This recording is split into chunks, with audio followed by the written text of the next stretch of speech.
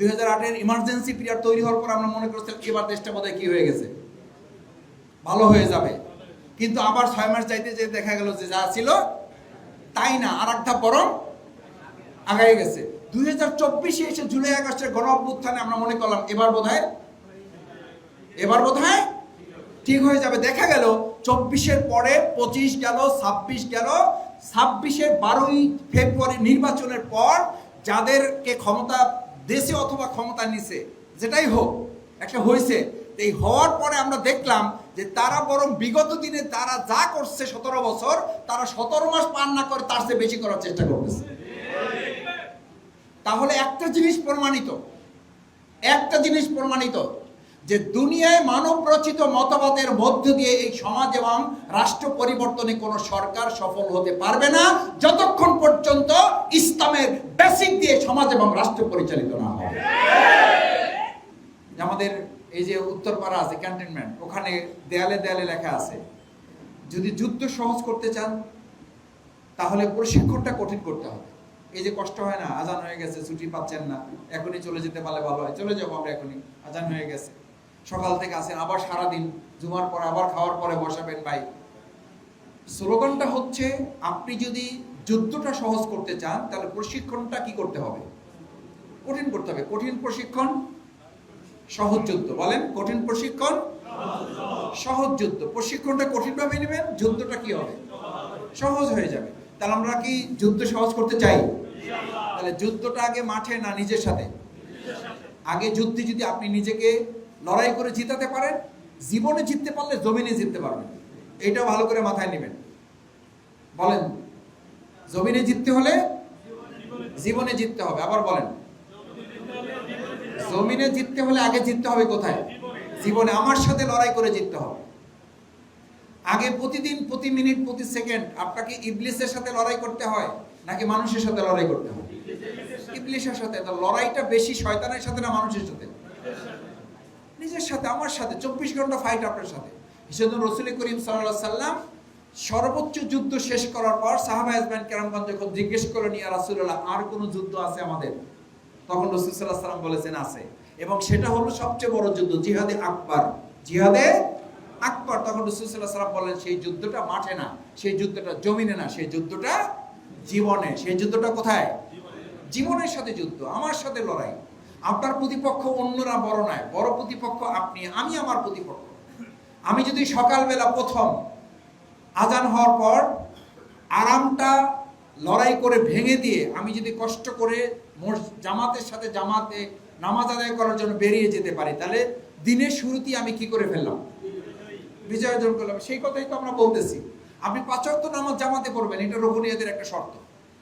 এটা শুধু রুকনিয়াতের শর্ত না, এটা তো ইমানদারের শর্ত। ইসলামী আন্দোলনের ইমানের অপরিহার্য দাবি। কেন? এই জন্য যে ইসলামী আন্দোলন না করলে ইমানের স্বাদটাই আপনি অনুভব করতে পারবেন না। ভাইরা ভালো করে বুঝেন, একজন ছাত্র শুধু পড়াশোনা করে, পরীক্ষা নাই, ইন্টারভিউ নাই, টেস্ট নাই, কিছু নাই, সে পড়াশোনা করবে? পড়াশোনা করে মজা পাবে না। আপনি দেখতেছেন একজন ছাত্র শুধু পড়াশোনা করে, তার কোনো টেস্ট নাই, তার কোনো ভাইবা নাই, তার কোনো এক্সামিনেশন নাই, সে পড়াশোনা করে মজা পাবে না। আপনি ইমানের কাজ করতেছেন কিন্তু আপনার সামনে কোনো পরীক্ষা নাই, আপনার সামনে কোনো লড়াই নাই, সংগ্রাম নাই, আপনার সামনে কোনো ত্যাগ নাই, ডেডিকেশন নাই, কোরবানি নাই, স্যাক্রিফাইস নাই, আপনি ইমানের স্বাদ পাবেন না। রাসূল করিম সাল্লাল্লাহু আলাইহি ওয়াসাল্লাম সেই জন্য বলছেন, ক্বালা রাসূলুল্লাহ সাল্লাল্লাহু আলাইহি ওয়াসাল্লাম আন আব্বাস ইবনে আব্দুল মুত্তালিব রাদিয়াল্লাহু তাআলা আনহু, যাকাতু আমাল ঈমান, কেউ যদি ঈমানের স্বাদ পেতে চায়, মান রাদিয়া বিল্লাহি রাব্বা, সে যেন একমাত্র আল্লাহ আমার রব, এই রবই আমার সব, এটা যেন সে মেনে নেয়। এটা মেনে নেওয়া কি সহজ? আল্লাহ আমার রব, এই রবই আমার সব, এই কথা যদি বলে আর দেশে যদি মানুষের তৈরি করা সংবিধানে চলে, তাহলে কি আল্লাহ আমার রব, এই রবই আমার সব হবে? হবে না। অর্থনীতিতে সুদ খাওয়া যাবে? কাজ করার জন্য ঘুষ দেওয়া যাবে? অথচ এগুলো আমাদের সমাজে আছে না নাই? আছে। এবং জুমার নামাজ আদায় করি, সুদও চলে, জুমার নামাজ আদায় করি, ঘুষও চলে, হজও চলে, ঘুষও চলে, রোজাও চলে, ঘুষও চলে, তাহাজ্জুদও চলে। ওই তাহাজ্জুদেই দোয়া করে, আল্লাহ যা ঘুষ খাইছি সেগুলো মাফ করেন, ভবিষ্যতে যা খাইতে পারি বা খাওয়া লাগতে পারে সেগুলো মাফ করেন। তাহলে এই সমাজ এবং রাষ্ট্র পরিবর্তন করতে না পারলে আপনি তো পরিপূর্ণ ইমানদার হতে পারবেন না। ইমানের অপরিহার্য দাবি কেন আন্দোলন? আন্দোলন এই কারণে ইমানের দাবি, কোরআন আপনাকে বলে দিয়েছে, ইয়া আইয়ুহাল্লাযীনা আমানু দুখুলু ফিস সিলমি কাফা। ইমানদারদেরকে বলা হচ্ছে পরিপূর্ণভাবে ইসলামে প্রবেশ করো। কিভাবে? পরিপূর্ণভাবে ইসলামে ততক্ষণ প্রবেশ করতে পারবেন না যতক্ষণ পর্যন্ত রাষ্ট্রীয়ভাবে ইসলামী অনুশাসন প্রতিষ্ঠিত না হবে। বাংলাদেশ জামাত ইসলামী সেজন্য কাজ করছে। কারণ কেউ কেউ মাঝখান দিয়ে ছেড়ে দেয়, বাংলাদেশ জামাত ইসলামী ইসলামী রাষ্ট্র চায় না, ইসলামী অনুশাসন বলছে তারা। আরে ভাই, এটা কি কালকে বললেই পরশু হয়ে যাবে? এটার জন্য প্রথম পরিবর্তনটা আমাদের নিজেদের থেকে নিয়ে আসতে হবে। প্রিয় নবী মুহাম্মদ রাসূলুল্লাহ সাল্লাল্লাহু আলাইহি ওয়াসাল্লাম সোনার মদিনা করেছেন আগে না সোনার মানুষ করেছেন আগে? সোনার মানুষের। আলহামদুলিল্লাহ বাংলাদেশ জামাত ইসলামী সেই সোনার মানুষ তৈরি করতে সক্ষম হয়েছে এবং তার প্রমাণ দিতে পেরেছি। বাংলাদেশ যখন দুর্নীতিতে চ্যাম্পিয়ন, তখন আমাদের দুইজন মন্ত্রী 2 টাকার দুর্নীতি করে নাই বলে চ্যালেঞ্জ দিয়েছেন, আজ পর্যন্ত সেই চ্যালেঞ্জকে ভাঙতে পারে নাই। আর সেই নেতৃবৃন্দকে তারা ফাঁসি দিয়েছে। ফাঁসি দেওয়ার সময় সেই নেতৃবৃন্দের পরিবার জানাজায় পর্যন্ত অংশগ্রহণ করতে পারে নাই। তারা জেলখানায়, তারা বাইরে ছিল, পরিবারেই ছিল। পরিবারে থাকা লোকেরা জানাজায় অংশগ্রহণ করতে দেওয়া হলো না। আর আজকে প্যারোলে মুক্তি দেয় 12 ঘন্টা। 12 ঘন্টা মুক্তি দিয়ে তারা জানাজায় অংশগ্রহণ করতে পারার পর 12 ঘন্টা থাকার পর বলা হয় এটা মানবিক হচ্ছে না। আর আমাদের নেতৃবৃন্দ জেলখানায় না, ঘরে থাকা অবস্থায় তাদেরকে ডিজিএফআই, গোয়েন্দা সংস্থা, ডিবিএসবির লোকেরা ঘেরাও করে, নির্যাতন করে, নিপীড়ন করে তাদেরকে জানাজা থেকে বঞ্চিত করেছে। এটা কোন মানবিকতা ছিল? কোন মানবিকতা ছিল? আমাদের সন্তানদেরকে হত্যা করা হয়েছে, আমরা বাইরে থাকা অবস্থায় তাদের জানাজায় উপস্থিত হতে পারি নাই। আজকের এই পরিস্থিতি উত্তরণের জন্য আমাদেরকে সিদ্ধান্ত নিতে হবে। আমরা জমিন পরিবর্তন করতে চাই, তার আগে আমরা কি পরিবর্তন করব? জীবন পরিবর্তন। কি পরিবর্তন? জীবন পরিবর্তন। জীবন পরিবর্তনের নামই হচ্ছে ইসলামী আন্দোলন, ইমানের অপরিহার্য দাবি। এই দাবি আপনাকে বাস্তবায়নের জন্যই প্রিয় নবী মুহাম্মদ রাসূলুল্লাহ সাল্লাল্লাহু আলাইহি ওয়াসাল্লাম জীবন পরিবর্তনের জন্য আল্লাহ তাআলা সূরা রাদের 11 নম্বর আয়াতে কথা ঘোষণা করেছেন, ইন্নাল্লাহা লা ইউগাইয়িরু মা বিকওমিন। জাতির পরিবর্তন হবে না, জমিনের পরিবর্তন হবে না, হাত্তা ইউগাইয়িরু মা বিআনফুসিহিম, যতক্ষণ পর্যন্ত তোমার জীবনের পরিবর্তন না হবে। তা আপনার পরিবর্তন না হলে 3.5 বডির পরিবর্তন হবে না, আর 56,000 বর্গমাইল পরিবর্তন হবে, এটাকে আশা করা যাবে? আগে 56,000 না আগে 3.5? আমরা প্রথমত মালিক 56,000-এর নাকি প্রথমত মালিক 3.5? 3.5। এটা গুরুত্বপূর্ণ, এটা আগে মাথায় নেন। আমাদের জন্য 56,000 গুরুত্বপূর্ণ। 56,000-এ পরিবর্তন না হলে আপনার 3.5 পরিবর্তন আপনি ধরে রাখতে পারবেন না। দুটো একটার সাথে আর একটা পরিপূরক। কিন্তু শুরুটা জমিন দিয়ে না, শুরুটা জোরে বলেন, শুরুটা জীবন দিয়ে। কিন্তু বাস্তবায়ন হয় জমিন দিয়ে। আবার জমিন পরিবর্তন না হলে জীবন পরিবর্তনটা আপনি পরিপূর্ণ করতে পারবেন না। আপনি যদি এই শিখেও চান আমি পরিপূর্ণভাবে একজন মুত্তাকি হিসেবে জীবনযাপন করতে চাই, রাষ্ট্র যা আছে থাকুক, এই নিয়ে আমার কোনো চিন্তা নাই, পরিপূর্ণ মুত্তাকি হিসেবে জীবনযাপন করতে পারবে না। মিনিমাম ইসলাম আছে সেসব দেশে, ইসলামের কিছু বিধান আছে কার্যকর, সেসব দেশে চোখের হেফাজত করা যত সহজ, আমাদের দেশে কি তত সহজ না। আপনি চাইলেও পারবেন না। আমার বিশ্ববিদ্যালয়ের শিক্ষক বলতেন, ইসলামী আন্দোলন ইমানের অপরিহার্য দাবি এই কারণে ব্যক্তিগতভাবে নিতে হবে যে আপনার যদি 5 কেজি ইমান যদি একটা কেজি হিসাবে ধরেন, কয় কেজি? 5 কেজি নিয়ে সকালবেলা বের হবেন, সারাদিন ঢাকা রাস্তায় ঠিকঠাক মতো ঘুরবেন আর চোখের হক আদায় করবেন, কয় কেজি নিয়ে বাড়ি ফিরবেন? আর যদি নিচের দিকে তাকায় হাঁটেন তাহলে তো বলবে যে আপনি তো ঢাকায় চলার যোগ্য না, ঢাকায় চলারই যোগ্য না। তাহলে করবেন কি? What can I do and you have to do. এই জন্য নিজে মুত্তাকি হওয়ার পাশাপাশি জমিনকে মুত্তাকিদের পরিবেশের উপযুক্ত করে গড়ে তোলা আমাদের দায়িত্ব রয়েছে। কিন্তু শর্ত হলো আগে আমাকে পরিবর্তন করতে হবে। সম্মানিত ভাইয়েরা, ইসলামী আন্দোলন আমাদের ইমানের অপরিহার্য দাবি আরেকটা কারণে, সেটা হচ্ছে আমরা যে সমাজে, যে রাষ্ট্রে আল্লাহ তাআলা আমাদেরকে এই পৃথিবীতে পাঠিয়েছেন কেন? আমরা এসেছি কেন? এই সালাত, এই সওম, এই জিকির, এই তেলাওয়াত, এই তাহাজ্জুদ, এই তাসবিহ, এই জিকির, এটা কি করার জন্য আল্লাহ সুবহানাহু ওয়া তাআলার এই 18,000 মাখলুকাত বা কম বেশি যা আছে সেগুলো আছে না নাই? এই অন্যান্য প্রাণীকুল আল্লাহর শুকরিয়া, আল্লাহর মানে তাসবিহ তাহলিল জিকির তারা করে না করে না? ফেরেশতাকুল ছিল না ছিল না? তাহলে আপনাকে সৃষ্টি করা হলো কেন? সৃষ্টি করার সময় ফেরেশতারা আর্গুমেন্ট করছে না করে নাই? আর্গুমেন্টের জবাব দেওয়া হয়েছে না হয় নাই?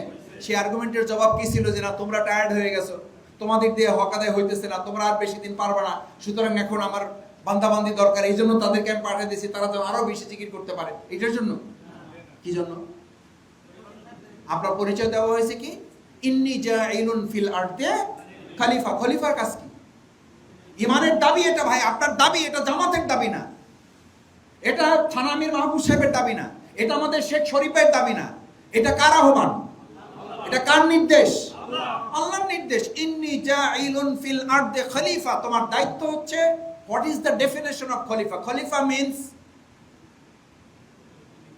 খলিফা has tradition to break the existing. যা আছে ভেঙে ফেলবেন, কাস্টমস অফ দ্য সোসাইটি।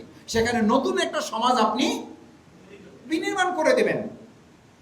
কোন জমিতে যদি ফসল ফলাইতে হয়, তাহলে যা আছে ওর উপরে ফসল ফলান, না ওটাকে আগে চাষ দিয়ে ঠিক করেন?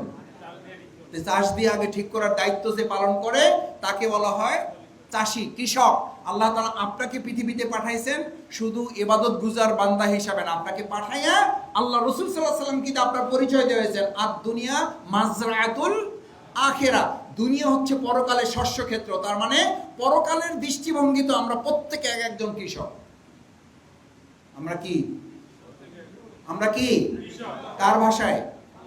রাসূল করিম সাল্লাল্লাহু আলাইহি ওয়াসাল্লাম ক্বালা রাসূলুল্লাহ সাল্লাল্লাহু আলাইহি ওয়াসাল্লাম আদ-দুনিয়া মাজরাতুল আখিরা। পরকালের শস্য ক্ষেত্র কোথায়? দুনিয়া। সেই শস্য ক্ষেত্রে আপনি আছেন। তো শস্য ক্ষেত্রে যদি কেউ শস্য পেতে চায়, তাহলে তার পোকা মারতে হয়, আগাছা দমন করতে হয় না হয় না?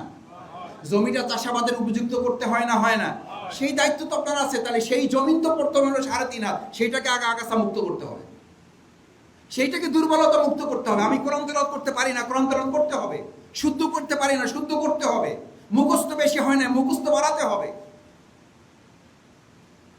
আমি জামাতে নামাজ পড়তে পারি না, আমি জামাতে নামাজ পড়তে হবে।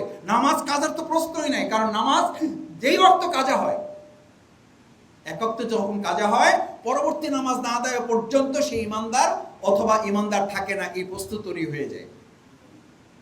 তাহলে এই দায়িত্ব আপনি কি করে নেবেন?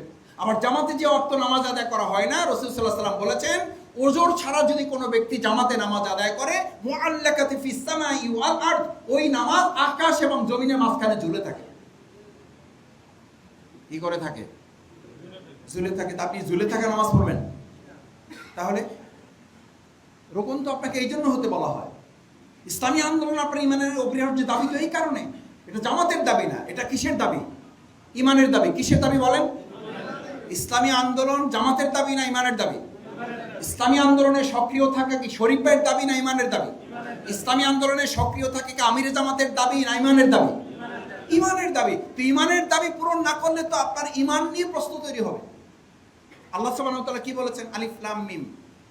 আহাসিবান নাস, মানুষ কি তুমি মনে করো আইয়াতরুকু আইয়াকুলু আমান্না ওয়া হুম লা ইফতানুন, তুমি ঈমান আনছো এটা বলেই তোমাকে ছেড়ে দেওয়া হবে, অথচ তোমাকে পরীক্ষা করা হবে না, অথচ তোমাকে ত্যাগের কোরবানির পরীক্ষা নেওয়া হবে না, অথচ তোমাকে সময়ের কোরবানি, শ্রমের কোরবানি, মেধার কোরবানি, অর্থের কোরবানি পরীক্ষা নেওয়া হবে না। ওহুম লা ইফতানুন, পরীক্ষা ছাড়াই তুমি পাস করে ফেলবা। এটা কি দুনিয়াতে সম্ভব? দুনিয়াতে কোনো ছাত্র শুধু পড়াশোনা করে পরীক্ষা দেয় না, পাঁচটা ফেলও করতে পারবে না। ফেল করতে হলে পরীক্ষায় কি করা লাগে? অংশগ্রহণ করা লাগে, না হলে পরীক্ষার রেজাল্টই তার আসে না। আর আমরা পরীক্ষায় অংশগ্রহণ করা ছাড়াই পাস করতে চাই, অথচ বলা হচ্ছে পরীক্ষায় অংশগ্রহণ করা ছাড়া ফেলও। ভালো করে বলেন, পরীক্ষায় অংশগ্রহণ করা ছাড়া ফেলও করা যাবে না। ফেল করতে হইলেও কি করা লাগে? অংশগ্রহণ করা লাগে। না, রেজাল্ট উইথ হেল্ড থাকে, উইথ হেল্ড মানে অপ্রকাশিত রেজাল্ট। আমাদের অবস্থা কি? আমরা অনেক সময় বলি যে নামাজ, রোজা, হজ, যাকাত গুরুত্বপূর্ণ ইবাদত, নিঃসন্দেহে। এটা তো হচ্ছে আপনার জন্য ওই মূল কাজকে বাস্তবায়ন করার জন্য এটা একটা প্রস্তুতি, ট্রেনিং। এগুলো সালাতের মাধ্যমে আপনাকে ট্রেনিং দেওয়া হয়, আপনি নেতৃত্বের আনুগত্য করবেন।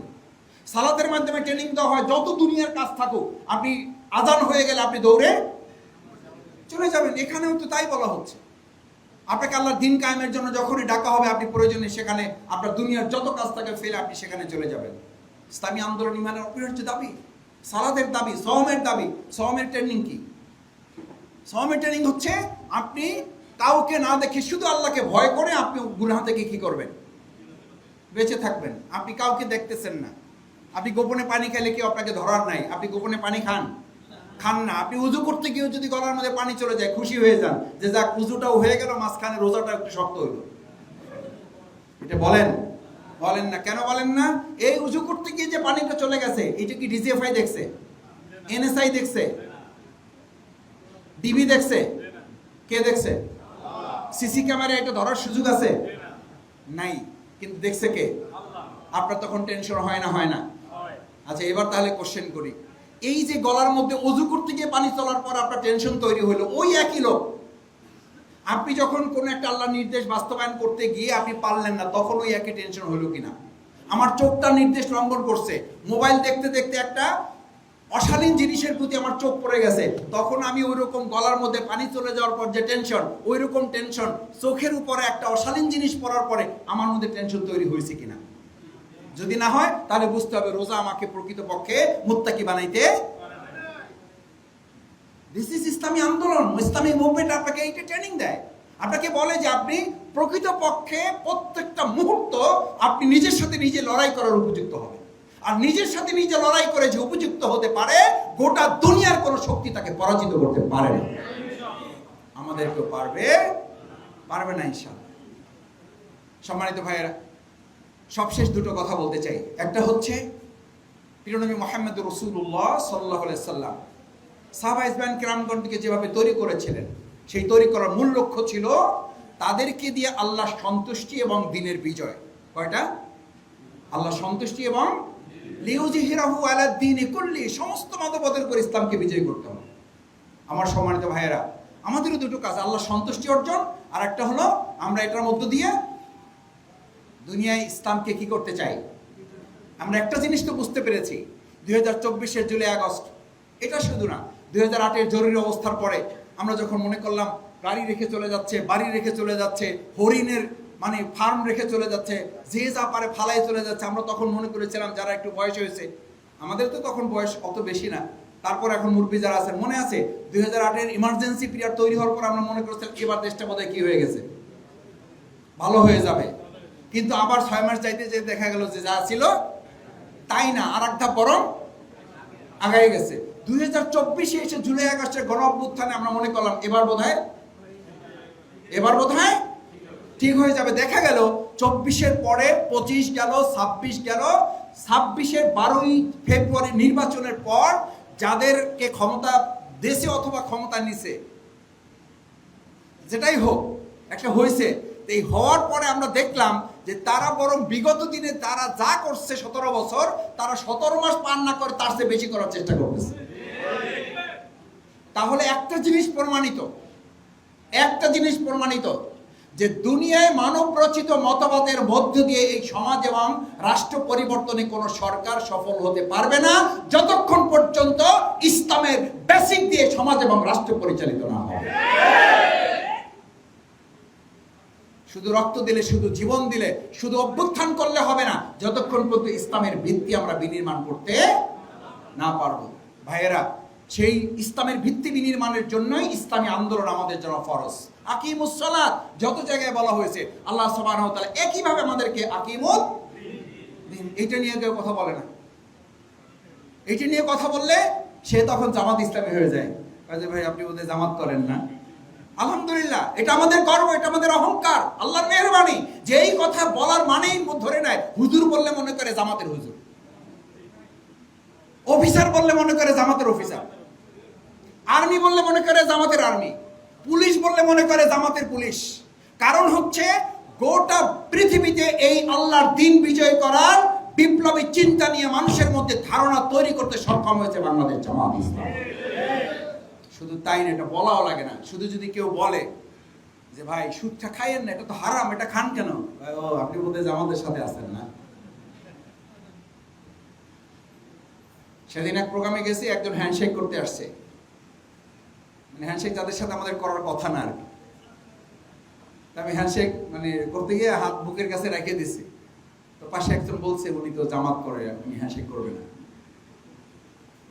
আলহামদুলিল্লাহ। সিগারেট খায় না, কি বলে? জামাত করে। ঘুষ নেয় না, ঘুষ দিতেও চায় না, জামাত করে। আমি দৃঢ়ভাবে বিশ্বাস করি মুহাম্মদ রাসূলুল্লাহ সাল্লাল্লাহু আলাইহি সাল্লামকে যারা প্রতিপক্ষ মনে করতেন, সাহাবীদেরকে যারা হত্যা করার সিদ্ধান্ত নিতেন, তারাও তাদেরকে আলামিন উপাধি দিয়ে এভাবে রাখতেন। আজকে জামাতের ব্যাপারে এই যে পরিস্থিতি তৈরি হয়েছে, এই পরিস্থিতির উপরে ভিত্তি করে ওই সময়ে যেমন সোনার মদিনা হয়েছে, আমাদের এই বাংলাদেশে সোনার বাংলা হবে ইনশাআল্লাহ। কিন্তু তার জন্য আপনাদেরকে প্রস্তুতি নিতে হবে, তার জন্য আপনাদেরকে পরিবর্তন হইতে হবে, তার জন্য হাজারীবাগের সংগঠন মজবুত করতে হবে, তার জন্য ইউনিটকে মজবুত করতে হবে। তার জন্য আমাদের বললে হবে না 2026-এর 12ই ফেব্রুয়ারি পর্যন্ত কষ্ট করছি ভাই, এখন আর নাই। কষ্ট কতক্ষণ? কষ্ট ততক্ষণ যতক্ষণ আমরা জাহান্নাম থেকে বেঁচে জান্নাতে যেতে না পারবো। সম্মানিত ভাইয়েরা, আসুন।